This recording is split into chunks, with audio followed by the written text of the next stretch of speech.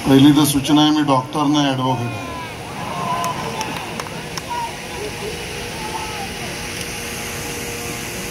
आजच्या या अखिल महाराष्ट्र मूर्तिकार महासंमेलनात उपस्थित असलेले आपले अध्यक्ष अभय म्हात्रेजी, सचिव प्रवीण बावधनकरजी, प्रशांत देसाईजी, आपले शास्त्रज्ञ डॉक्टर गाडगीळजी, पराग चव्हाणजी, सुरेश सरनोबतजी, जयेंद्र साळगावकरजी, आमचे मित्र हितेश जाधव, अविनाश जाधव, जितेंद्र राऊत, मंचावर आणि समोर उपस्थित सर्व मान्यवर बंधू भगिनी आणि मातांनो, आज माझ्या विघ्नहर्त्याच्या मूर्ती घडवणाऱ्या माझ्या या मूर्तिकारांसमोर या महासंमेलनामध्ये मला यायची संधी मिळाली आणि तुमच्या सगळ्यांचं दर्शन घेऊन मला मनापासून आनंद झाला. तो एवढ्याचसाठी, मला आनंद का झालाय समजून, तो एवढ्याचसाठी की जीवन उद्धाराची आदिशक्ती म्हणजे गणपती. जे लोक संस्कृती, प्रथा, परंपरा याबरोबर आध्यात्मिक आणि देवदेवतांच्या अन्य विषयातील उपास्य दैवताचं ज्ञान ठेवत असतील ते माझ्या या मताशी सहमत होतील की प्रत्येक मनुष्याच्या जीवनाचा उद्धार करणारी महाशक्ती ही आमच्या गणपती बाप्पामध्ये. आणि मग ज्या वेळेला यावर विश्वास ठेवला जातो की संपूर्ण निसर्ग, संपूर्ण विश्व ज्या एका गोष्टीत सामावलंय ते म्हणजे ओम, आणि मग त्या ओमची फोड यावर अभ्यास केलेल्या लोकांनी हिंदू संस्कृतीत जी मांडली ती म्हणजे अ-उ-म ओम. मग या विश्वाची पूर्ण ताकद जर ओम मध्ये असेल तर या ओमची सर्वस्वी ताकद, शक्ती जर कोणा एकात असेल तर ती तुमच्या आणि माझ्या ओंकारामध्ये आहे. आणि ते ओंकार म्हणजे दुसरा तिसरा कोणी नाही, आपला गणेश आहे, गणपती. आणि आज मी या ठिकाणी कुठल्या राजकीय पक्षाचा कार्यकर्ता म्हणून आलेलो नाही, किंबहुना तशी ताकीद मला मंचावरच्या लोकांनी दिली. काय फरक? आणि म्हणून राजकीय जोडे बाहेर काढून मी आलोय. मी आज आलोय तर एक गणेश भक्त, गणरायाचा कार्यकर्ता आणि गणपतीचा सेवक म्हणून आलेलो आहे. वाटलंच तर सरकार म्हणून बोलेन, सरकारची बाजू बोलणार नाही. मी तुमच्या महासंमेलनात नव्हे तर आपल्या महासंमेलनात गणेश भक्तांची बाजू बोलायला आलेलो आहे.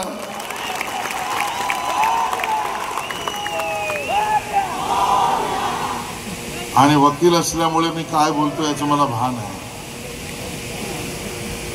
आणि म्हणून या जीवन उद्धाराच्या आदिशक्तीचे,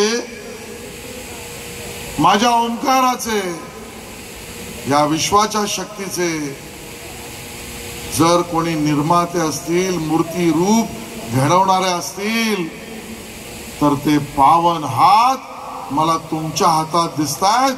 आणि म्हणून तुम्हाला सगळ्यांना मी नमस्कार करतो.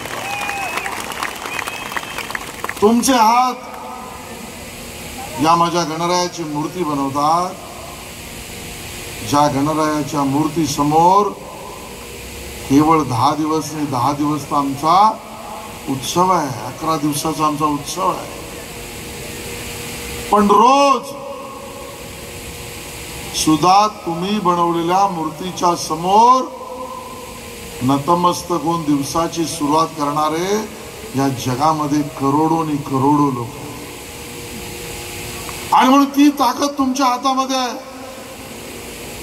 ते पावित्र्य तुमच्या हातामध्ये आहे, ती संस्कृती रक्षक तुमचे हात आहेत, ती प्रथा परंपरा पूरक तुमचे हात आहेत, ती लोकांना माया आशीर्वाद देणारे तुमचे हात आहेत. तळटीप म्हणतोय एवढा हाताबद्दल यापूर्वी कधीच मी बोललेलो नाही. काही लोकांना कळलं नाही. आणि म्हणून तुमच्या हातावर मला अभिमान आहे. आज या सगळ्या महासंमेलनात तुम्ही वेगवेगळ्या विषयावर चर्चा केली असेल. मला मुद्दामून या ठिकाणी सांगायचं आहे, गेली 30 वर्ष सातत्याने गणेश भक्त गणसेवक म्हणून सार्वजनिक गणेशोत्सव तोही पीओपीच्या मूर्तीचा करणारा हा आशिष शेलार आहे आणि यापुढे करेल.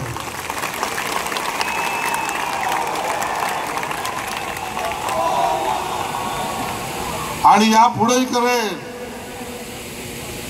कोणी महानगरपालिकेचा अधिकारी ऐकत असेल तर ऐकू द्या, कोणी पोलिसांचे लोक नोट करत असतील करू द्या, न्यायालयापर्यंत जरूर पोचवा. पण जी गेली 30 वर्ष प्रथा परंपरा आम्ही करतो आहोत, ती प्रथा परंपरा कुठेही झुकू द्यायची नाही, ही भावना घेतलेला आशिष शेलार तुमच्या समोर आज गणेश भक्त म्हणतात. आणि म्हणून या सगळ्या लढ्यामध्ये खूप मोठी एक पार्श्वभूमी, मी तर म्हणेन खूप मोठं षडयंत्र आहे. या षडयंत्राचा आणि कटाचा एक एक पापुद्रा मी या ठिकाणी उघडणार आहे. या ठिकाणी आमच्या महाराष्ट्र सरकारच्या कॅबिनेट मंत्री आदितीताई तटकरे आल्या. जोरदार टाळ्या वाजवून त्यांचं या ठिकाणी स्वागत केलं. या आदितीताई लाडकी बहिणीचा कार्यक्रम करतात. आदितीताई लाडके भाऊ तुमची वाट बघतात तिथे.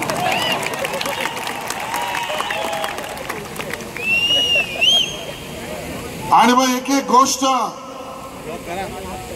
या ठिकाणी मला सांगायची आहे, आणि ती ह्यासाठी सांगायची आहे कारण हे सगळं जे मी सांगतोय किंवा सांगणार आहे ते मी महाराष्ट्राच्या मुख्यमंत्री देवेंद्र फडणवीसजींना सांगून त्यांची परवानगी घेऊनच तुमच्या समोर या ठिकाणी बोलायला आलो.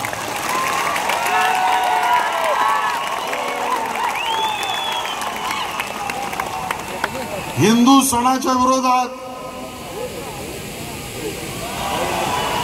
आमच्या प्रथा परंपरेच्या विरोधात, आमच्या संस्कृतीच्या विरोधात, आमच्या भावनांच्या विरोधात,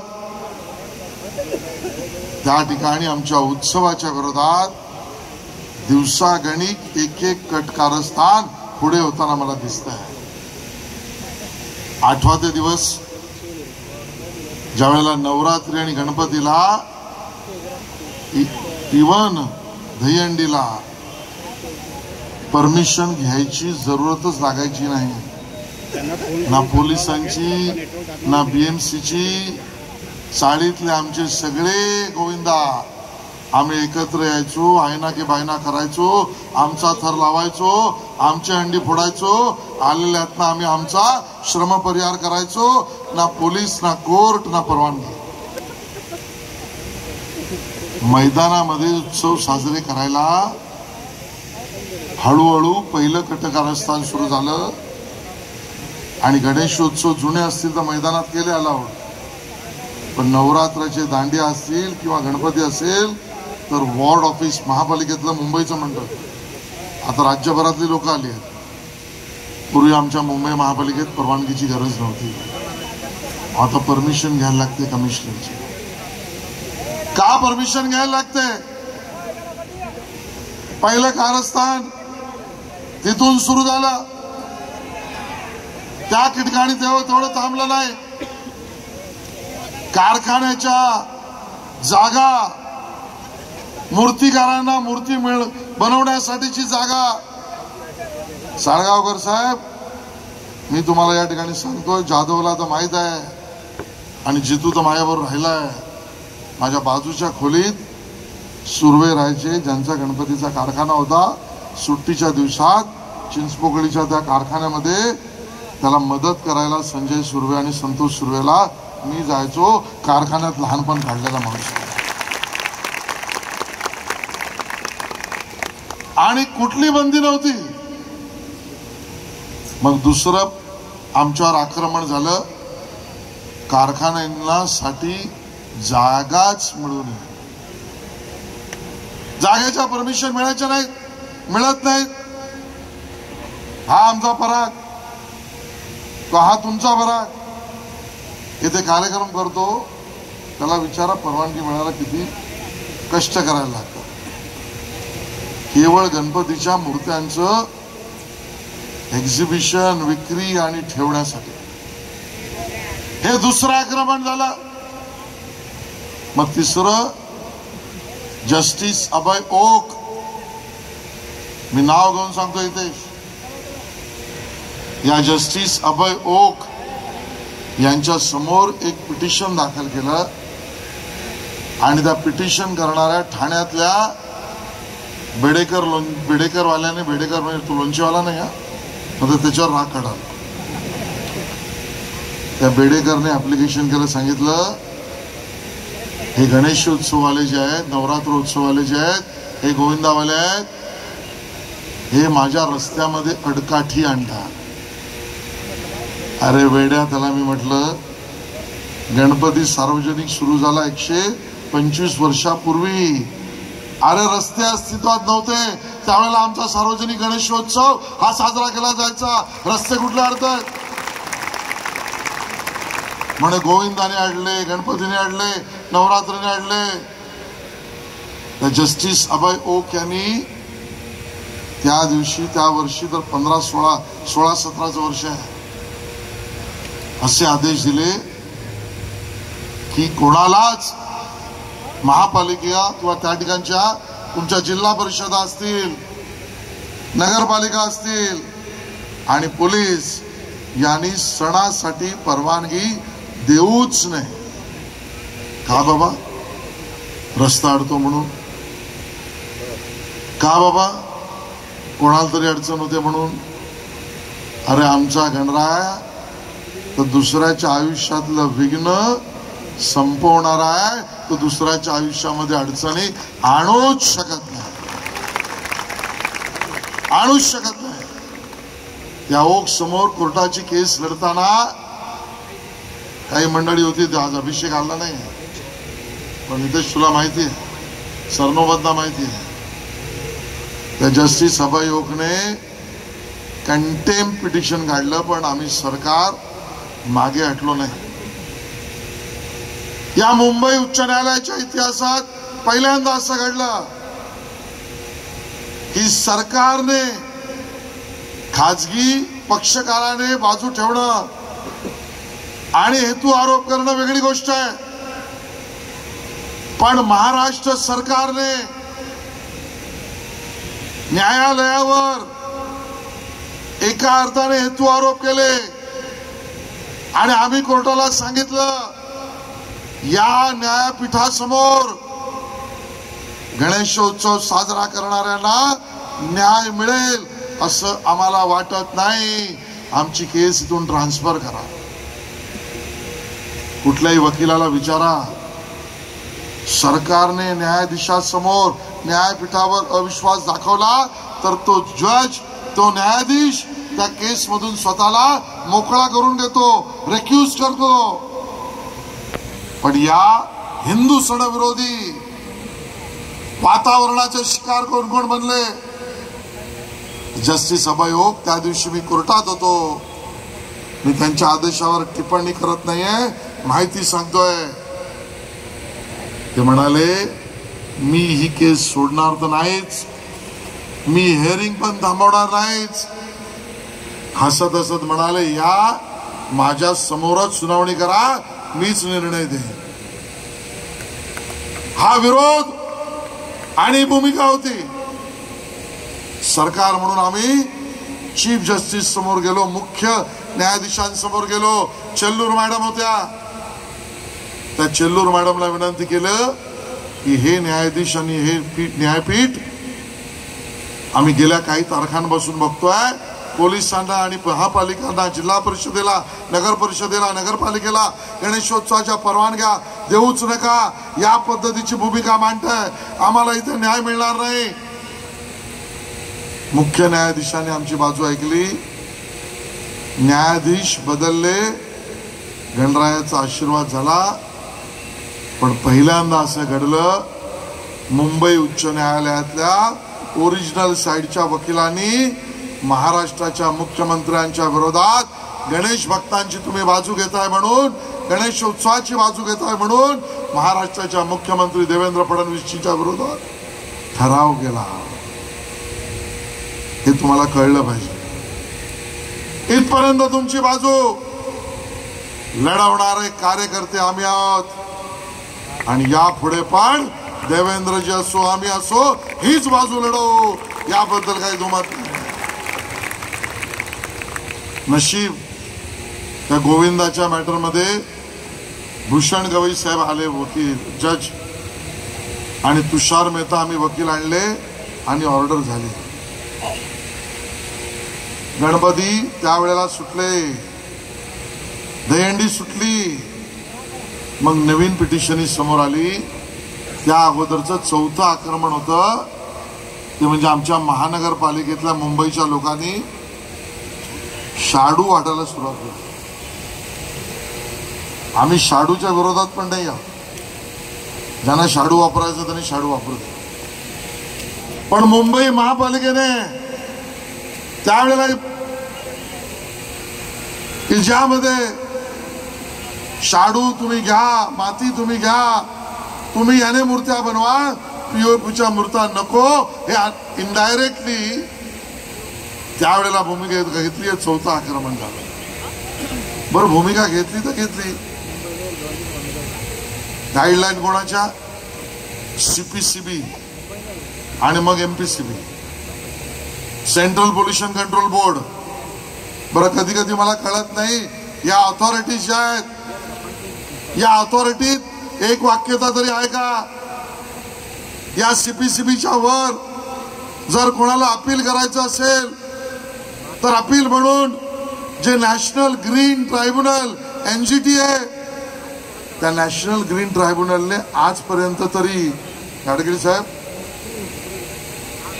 मी चुकत असेल तर करेक्ट करा, एनजीटीने आजपर्यंत तरी पीओपी विषारी आहे असं कधीच म्हटलेलं नाही. असं कधीच म्हटलेलं नाही. उलटा गुजरात राज्य एनजीटीला घेऊन त्याच्या आदेशाने उच्च न्यायालयासमोर गेला आणि सांगितलं पीओपीच्या मूर्त्या बनतील, पीओपीच्या मूर्त्या विसर्जित होतील, पीओपी वापरणं अयोग्य आम्हाला मान्य नाही, तुमचे आदेश बाजूला ठेवा. हे आदेश गुजरात सरकारने मिळवले, हे गुजरात सरकारने मिळवले. पण महाराष्ट्रात अतिशहाणे निघाले, काही लोक अतिशहाणे निघाले. आज राजकीय मला बोलायचं नाही, मी म्हणून मी कोणाबद्दल बोलत नाही, बोलणार पण नाही. मग महापालिकेने शाडू वाटप केलं, मग हळूहळू कारखान्याला जागा देणं बंद केलं, मूर्तिकारांना जागा मिळणं बंद झालं, मूर्ती विकणारे त्यांना जागा देणं बंद केलं, रस्त्यावर बसू नको म्हणून कारवाई सुरू केली. एक एक एक एक एक एक आमच्या हिंदू सणांच्या विरोधामध्ये हे षडयंत्र पुढे होत गेलं. CPCBची गाईडलाईन म्हणजे काही बंधनकारक जगातलं सगळ्यात मोठं ज्ञान आहे असं समजून महाराष्ट्र सरकारमधल्या बसलेल्या अधिकाऱ्यांनी आणि MPCBने त्याला उचलून धरलं. मी मंत्री म्हणून त्या सर्व तत्कालीन अधिकाऱ्यांचा तुमच्या समोर मीडिया समोर जाहीर निषेध करतो, त्रिवार निषेध करतो. त्याचं कारण पण आहे. त्याचं कारण हे आहे कुठल्या अभ्यासाच्या आधारावर तुम्ही म्हटलं. बाप दाखवण्याचं श्राद्ध करा, पुरावा दे, वैज्ञानिक बाजू सांग, त्या विरोधात आमची बाजू ऐकून घे. या सगळ्या गोष्टीला कुठेही वाव न देता थेट निर्णय केला. मुंबईमध्ये, ठाण्यामध्ये, नाशिकमध्ये, नागपूरमध्ये, अन्य नगरपालिका महानगरपालिकामध्ये कारवाई सुरू केली. शाणी लोक कोर्टात गेली. 1.5 शाणे तर पोचलेच होते. हे 1.5 शाणे कोर्टात जाऊन एक एक ऑर्डर घेत बसले. त्या नागपूरच्या पीठाने तर सुमोटो म्हणजे स्वतःहून या विषयातली केस सुनावणी केली. आणि मग सांबरे साहेबांची ऑर्डर आहे, बरोबर आहे ना, की सार्वजनिक गणेशोत्सव POPचे बंद. सार्वजनिकच म्हटलंय.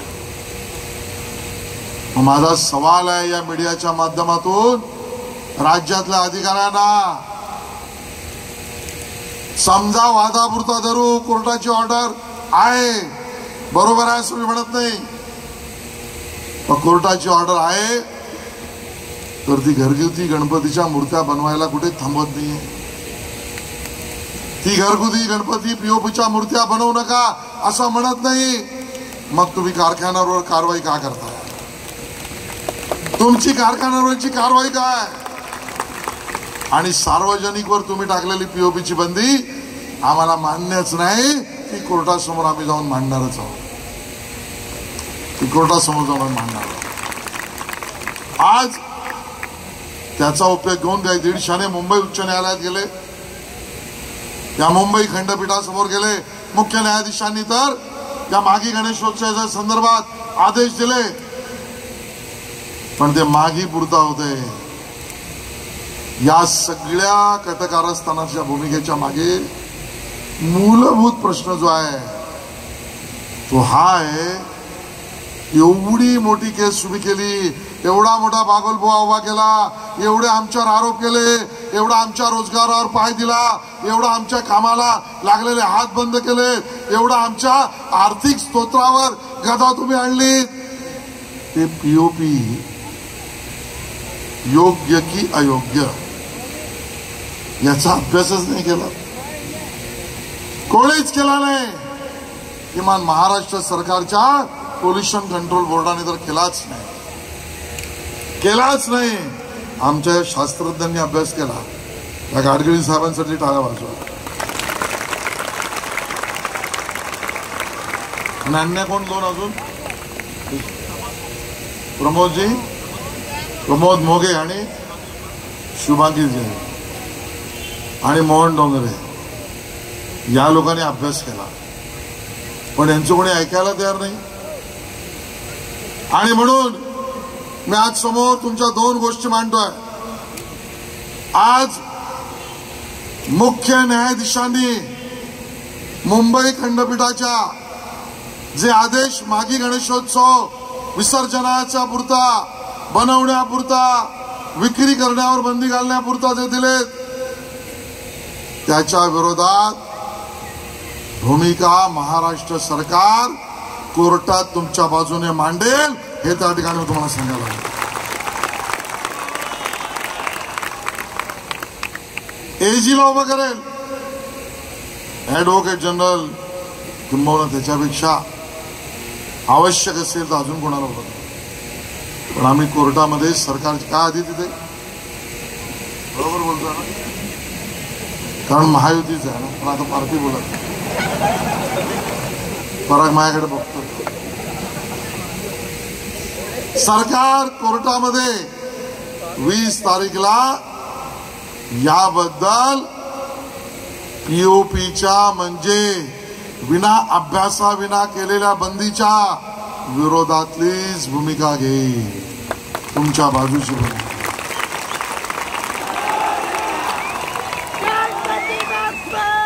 मला ज्या वेळेला ही जाधव आणि आमची सगळी मंडळी भेटली, 10-15 दिवसापूर्वी भेटले त्यांचे वकील मुळे आणि सगळी मंडळी भेटली, मी तोपासून बेचैन होतो की अरे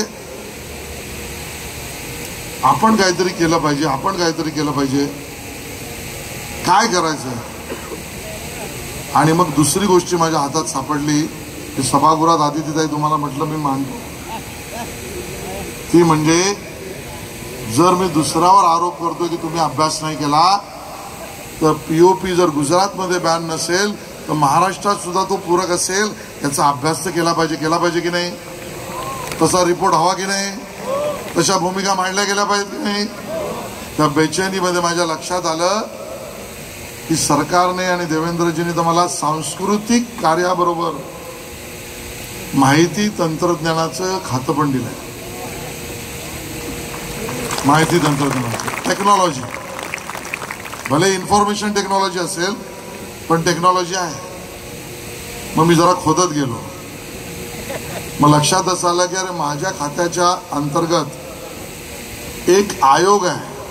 खरं तर तो विधिमंडळाच्या अंतर्गत आहे, पण तो आयोग आहे ज्याचं नाव आहे राजीव गांधी विज्ञान व तंत्रज्ञान आयोग.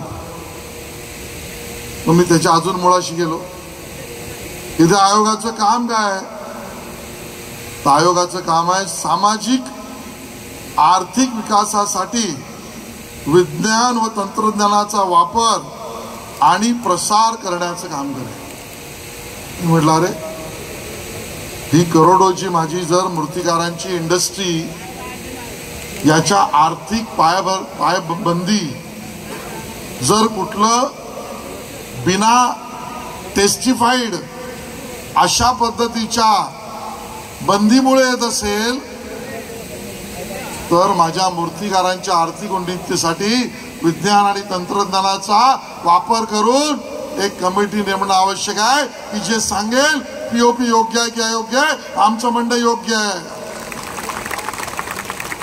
आज पत्र घेऊन आलो मी, त्या आयोगाला पत्र लिहिलं 7 मार्चला आणि त्यांना त्यामध्ये म्हटलं की आपण या सद्यस्थितीत प्लास्टर ऑफ पॅरिस ह्या आजच्या आधुनिक जीवनशैलीतील महत्वाचा घटक जो आहे, हा घटक विविध बाबीच्या निर्मितीमध्ये, उदाहरणार्थ मूर्ती घडवणे, निवासी व कार्यालय आंतरिक सजावट यातही वापरला जातो. चित्रपट निर्मितीमध्ये सुद्धा स्टेज बनवताना पीओपी वापरला जातो. या बहुविध बाबीमध्ये अविभाज्य घटक आहे. आणि थोडक्यात या अनुषंगाने मूर्तिकार आणि अन्य इंडस्ट्रीच्या बाबतीत जो गैरसमज पीओपीच्या वापराबद्दल काही शाण्या दीडशाण्यांनी लावलाय तो स्पष्ट करण्याची गरज आहे.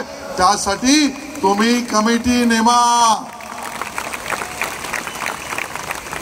आणि आश्चर्य काय आणि गणपती बाप्पाचा आशीर्वाद काय माहितीये, मंत्री म्हणून मी आयोगाला पत्र लिहिलं, निर्देश दिले आणि आदितीताई म्हणजे आध्यात्मिकरित्या असं म्हटलंय, मी तरी मानतो, साळगावकर म्हणतील शाण्या माणसाने गणपतीच्या विरोधात वाटेला जाऊ नये.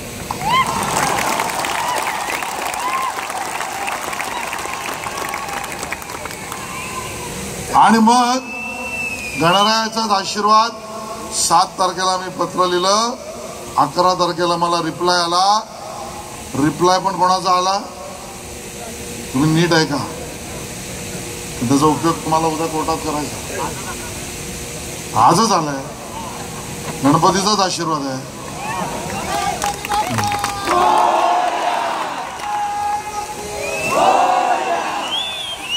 मी रिप्लाय वाचतो.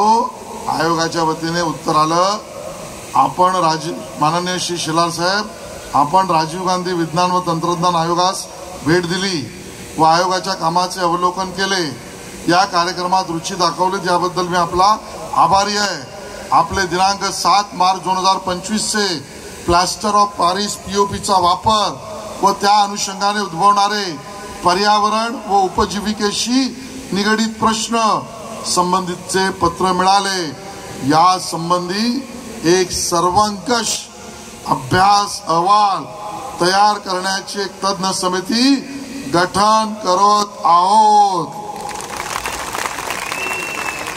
हा अहवाल मिळाल्यावर तो आपल्याला पाठवूच, पण प्रामुख्याने हा प्रश्न पीओपीच्या मूर्ती नैसर्गिक जलस्रोतात विसर्जित केल्याने होणाऱ्या जलप्रदूषणापुरता मर्यादित असून निवासस्थाने, कार्यालय, इतर सजावटीबद्दल विल्हेवाटीचा प्रश्न इतर बांधकाम कचऱ्याच्या विल्हेवाटीचा प्रश्नासारखा आहे. याचा अर्थ या पत्रातच इनडायरेक्टली म्हटलंय की मूर्ती बनवणं आणि मूर्ती करणं हे अयोग्य नाही असं मी समजतो. असेल तर जलस्रोत हा विषय पुढचा आहे आणि तज्ञ समिती गठीत करून अहवाल देऊ. हे उत्तर कोणी लिहिलं माहिती आहे? त्या अधिकाऱ्यांना डोकं असेल तर हे नाव ऐकल्यानंतर हा रिपोर्ट येईपर्यंत कारवाई करण्याची हिंमत राज्य सरकारमधला किंवा महापालिकेतला कोणताच अधिकारी करणार नाही. हे उत्तर स्वतःच्या सहीने लिहिलंय. त्या वैज्ञानिकाचं, त्या शास्त्रज्ञाचं नाव आहे डॉक्टर अनिल काकोडकर.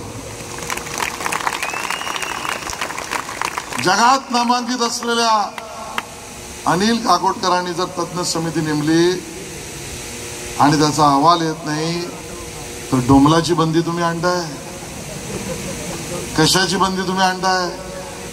आणि म्हणून एक एक पावलं आपण पुढे टाकतो.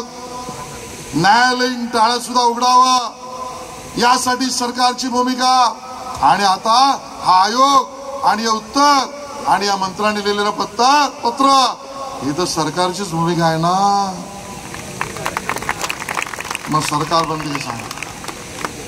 मला एवढंच बोलणं सोयीचं, कारण कोर्टातल्या बद्दल आता इथं बोलणं सोयीचं ठरणार. आणि म्हणून 20 तारखेला याबद्दलची केसची तारीख आहे. त्या केसमध्ये अंतिम निर्णय येईपर्यंत मी आज तुमच्या महासंमेलनानंतर मी आणि आदित्यताई दोघं मिळून आम्ही मुख्यमंत्र्यांकडे जाऊ आणि या निकाल लागापर्यंत कुठल्याही मूर्तिकाराला आणि कारखान्यावर कारवाई करणार नाही हे आदेश सुद्धा सांगणार. हे आदेश सांगणार. आणि नंबर 2, मी स्वतः MPCBला आता पत्र लिहिणार आहे. आदिताई तुमचंही द्या, कारण भाऊ बहिणीचं एकत्र केलं तर जरा जोर होतो. आणि MPCBला सांगू तुम्हाला अभ्यास करायचा तेव्हा करा, पण आता अनिल काकोडकर साहेबांनी अभ्यासाला सुरुवात केली आहे. तज्ञ समिती नेमली आहे आणि मला पूर्ण विश्वास आहे तो रिपोर्ट हेच सांगेल, पीओपी विषारी नाही, पीओपी हा अयोग्य आहे हे म्हणणं चुकीचं आहे. आणि तो निर्णय येईपर्यंत तुम्ही कारवाई करू शकत नाही. आणि तिसरी गोष्ट, न्यायालयासमोर 20 तारखेला असेल किंवा पुढची तारीख असेल, यासाठी सरकारची भूमिका. लोकमान्य टिळक हे जनक होते, जहालमतवादी होते. लोकमान्य टिळकांच्या जहालमतवादासमोर राज्य सरकारने गणेशोत्सवाच्या बाबतीत न्यायालयासमोर मवाळ भूमिका ठेवावी ही आम्ही त्या ठिकाणी भूमिका मान्य करतो. आणि चौथं मी सांगितलंय, तुम्ही वकील जो उभा कराल त्या वकिलाला मेहनताना देण्याची जबाबदारी ही मंत्री आशिष शेलार नाही, वांद्रे पश्चिम सार्वजनिक गणेशोत्सव मंडळाचा कार्याध्यक्ष आशिष शेलार उचलेल. बेस्ट ऑफ दी वकील, बेस्ट ऑफ. अध्यक्ष इथे बाजूला बसलेत, चेक त्यांच्या सहीने. आणि म्हणून आता लढाईत तुम्ही एकटे नाहीत. तुमच्या लढाईत आदितीताई आहे, मी आहे, या राज्यातील सर्व गणेश भक्त आहेत. आणि देवेंद्रजी मुख्यमंत्री म्हणून त्यांच्याशी बोलून मी तुमच्या समोर ही भूमिका मांडायला आलोय. आता गणरायाकडे आपण प्रार्थना करूया, आपल्या या उत्सवामधलं विघ्न लवकरात लवकर दूर होऊ दे रे, आणि ते दूर होईल एवढं त्या ठिकाणी आशा बाळगतो. धन्यवाद. जय हिंद, जय महाराष्ट्र, जय गणेश.